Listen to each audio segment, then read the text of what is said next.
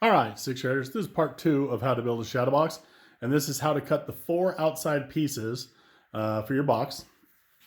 So what I have here is the outside board. If you got your lumber pre-cut in a bag and it's already been cut, you can skip this video and go to step 3, but this is going to show you how to cut your boards. So the first thing I do is I'm going to start with an end that I know is square and straight, and there's a couple ways to do that. I'm going to use my square here. I have a square, and if I put it up against here, this works just like a T-square. This is the head, this is the blade, and I'm going to set it right across here, and sure enough, if there's no gap between here when I lay the head here, that tells me that it is straight. So I have a good straight board to start with.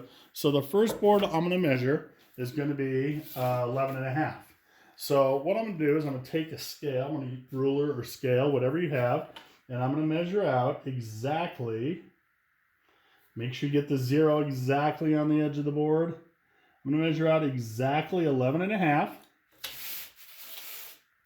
Then I'm going to take my square and put my square up onto my mark and draw a line. Okay. Now, you can see that's where I want the cut. I'm going to put an X on the right-hand side of the line. And the reason I do that on the right-hand side, when I get over the chop saw and I go to cut this, I want to make sure that the blade comes down on that side of the blade, because it's going to turn about an 1/8 inch material, maybe a little more, into sawdust. And so if I don't do that, my board is going to be an 1/8 inch too short if I cut on the wrong side of the line. If I cut over there, it's going to be too short. So what I want to do is I want to put an X so I know where the blade's going to cut through. We're going to slide over here real quick. Hopefully this doesn't make you sick. There you go. You can see the saw. All right. I'm going to take my material here, set it on the table. I have kind of a fancy saw here. My fancy saw allows me to, let me just slide my head in real quick. I can turn a laser on. And that laser is going to tell me where the left side of the blade is. So as long as I have that laser lined up on the right-hand side of my mark, it should cut it where it needs to be. So let's take a look. So again, my left hand is way out here outside the silver dollar. Right hand is up here on the handle. I'm going to bring that down just to confirm. Yep, that's where I want it. Lift it all the way up. Pull the trigger. I'm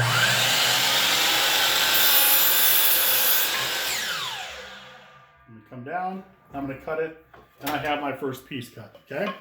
Which is all good. So I'm going to come back over here to the table. And this is my first piece cut. Looks a little good. I might have left it a little long. I think my laser may be out of adjustment, so I need to adjust that a little bit. So I'm going to shorten this up just a little bit because I want to make sure it's exactly 11.5. So I'm going to cut my 2 pieces at 11.5 exactly. Now, somebody always says, hey, I got an idea. Why don't we draw all the boards? So I'll measure out another 11.5. I'll put a line on here. I'll put an X, and then I'll draw my next board. Well, first of all, we're not in that big a hurry. And number 2, it's too hard to calculate the exact thickness of that blade, so it doesn't make a lot of sense to try to do that. So draw one, measure it out accurately, draw a line, get your X on there, go cut it. Whether you're using a chop saw or a bandsaw or a scroll saw or a jigsaw, go cut it and then come back and do your next one, okay? It'll be much safer. You make sure you get the right dimensions, life will be good, okay? So I'm going to cut one more board that's 11.5, and then I'm going to cut 2 boards that are exactly 7 inches, okay?